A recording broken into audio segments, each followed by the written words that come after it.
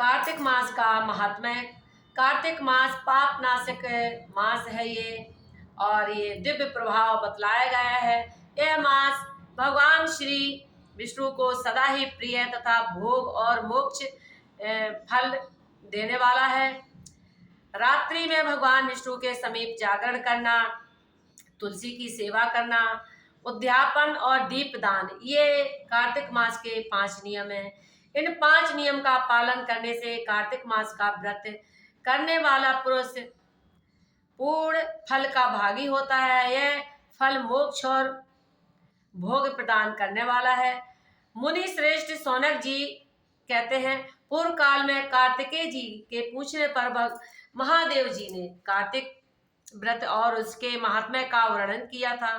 उसे आप सुनिए। महादेव जी ने कहा, बेटा कार्तिकेय, कार्तिक मास में प्रातः स्नान पाप नाशक है। इस मास में जो मनुष्य दूसरे के अन्न का त्याग कर देता है वह प्रतिदिन कृच्छ व्रत का फल प्राप्त करता है। कार्तिक में शहद का सेवन, कांसे के बर्तन में भोजन और मैथुन का विशेष रूप से परित्याग करना चाहिए। चंद्रमा और सूर्य के ग्रहण में जो ब्राह्मणों को पृथ्वी दान करने से जिस फल की प्राप्ति होती है, वही फल कार्तिक मास में भूमि पर शयन करने वाले पुरुष को प्राप्त होती है। कार्तिक मास में ब्राह्मण दंपति को भोजन कराकर उनका पूजन करें। अपनी क्षमता के अनुसार कंबल, ओढ़ना, बिछौना एवं नाना प्रकार के रत्न व वस्त्रों का दान करें। जूता और छाते का भी दान करने का विशेष विधान है। कार्तिक मास में जो मनुष्य प्रतिदिन पत्तल में भोजन करता है वह 14 इंद्र की आयु पर्यंत कभी भी दुर्गति में नहीं पड़ता है। उसे समस्त तीर्थों का फल प्राप्त होता है तथा उसकी समस्त कामनाएं पूर्ण हो जाती हैं। कार्तिक मास में तिल दान, नदी स्नान, सदा साधु पुरुषों का सेवन और पलाश पत्रों से बनी हुई पत्तल में भोजन मोक्ष देने वाला है। कार्तिक मास में मौन व्रत का पालन करना चाहिए। पलाश के पत्तल में भोजन, तिल मिश्रित जल से स्नान, निरंतर क्षमा का आश्रय और पृथ्वी पर शयन, इन नियमों का पालन करने वाला पुरुष युग युग में संचित पापों का नाश कर डालता है। संसार में विशेष कलयुग में वे ही मनुष्य धन्य है जो सदा पितरों के उद्धार के लिए भगवान श्री हरि का सेवन करते हैं। हरि भजन के प्रभाव से अपने पितरों का नरक से उद्धार कर देते हैं। यदि पितरों के उद्देश्य से दूध आदि के द्वारा भगवान श्री हरि को स्नान कराया जाए तो पितर स्वर्ग में पहुंचकर कोटि कल्पों तक देवताओं के साथ निवास करते हैं। जो मुख में, मस्तक पर तथा शरीर पर भगवान श्री हरि की प्रसाद भूता तुलसी को प्रसन्नता पूर्वक धारण करता है उसे कलयुग नहीं छूता है। कार्तिक मास में तुलसी का पूजन महान पुण्यदायी है। प्रयाग में स्नान करने से काशी में मृत्यु होने पर और वेदों के स्वाध्याय से जो फल प्राप्त होता है वह सब तुलसी के पूजन से मिल जाता है। जो द्वादशी को तुलसी व कार्तिक में आंवले का पत्ता तोड़ता है वह अत्यंत निंदिक नरकों में पड़ता है। जो कार्तिक मास में आंवले की छाया में बैठकर भोजन करता है उसका वर्ष भर का अन्न संसर्ग जनित दोष, झूठा व अशुद्ध भोजन करने से लगने वाला दोष समाप्त हो जाता है। इस तरह कार्तिक मास के नियम का पालन व्रती को करना चाहिए। तुलसी विवाह भी इसी महीने किया जाता है। एकादशी से पूनम तक तुलसी का विवाह किया जाता है। तुलसी की इस तरह से कथा है कि महापराक्रमी और महा उपद्रवी राक्षस हो गया। उसकी वृंदा नाम की एक परम रूपवती व परम साध्वी पत्नी थी। वृंदा की निष्ठा थी कि जब मेरा पातिव्रत अटल है तो मेरे पति का बाल बांका कैसे हो सकता है।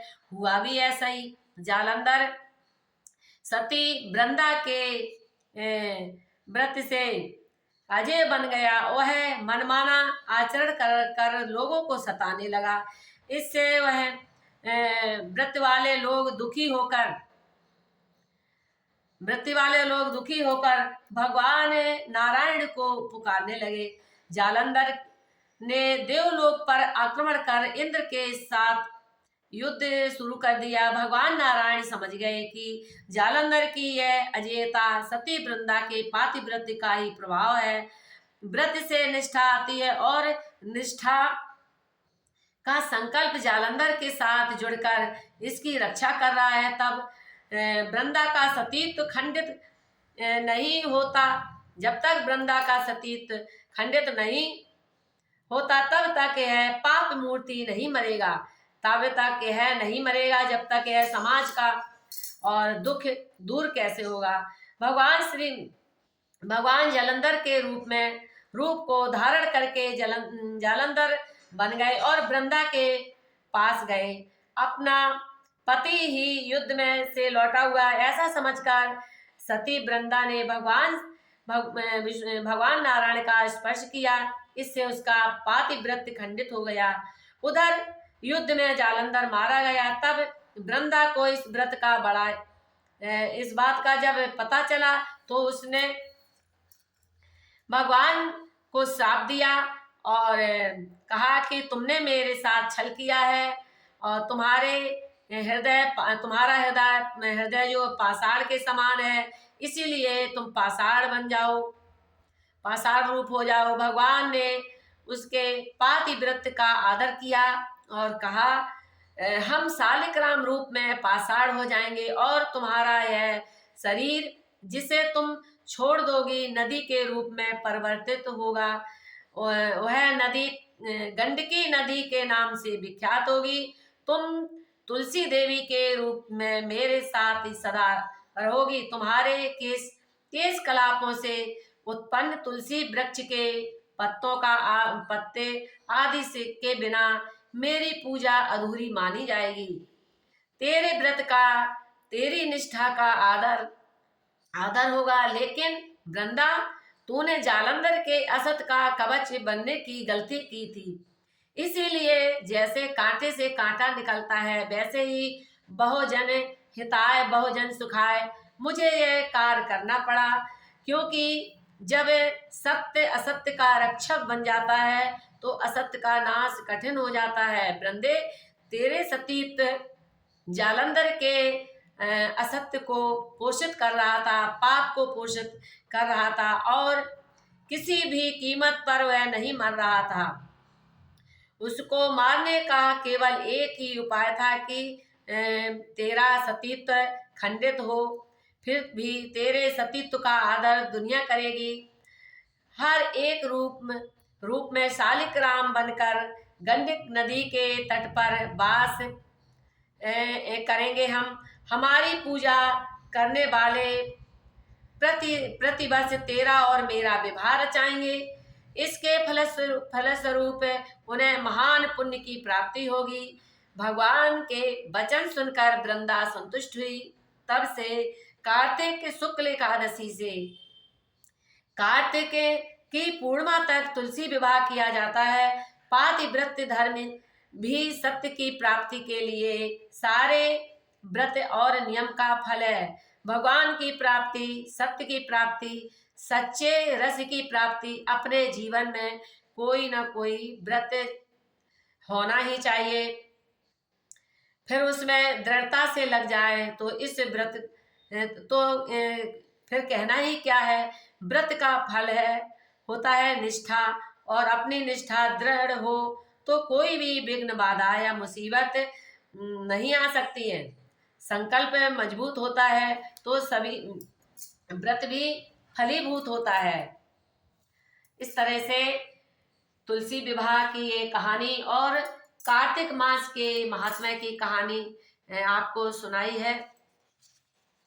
हमारा वीडियो आप लोगों को अच्छा लगे तो जरूर लाइक कीजिए, शेयर कीजिए और कमेंट में जय तुलसी माता, जय शालिग्राम अवश्य लिखिए। सभी को नमस्कार, धन्यवाद।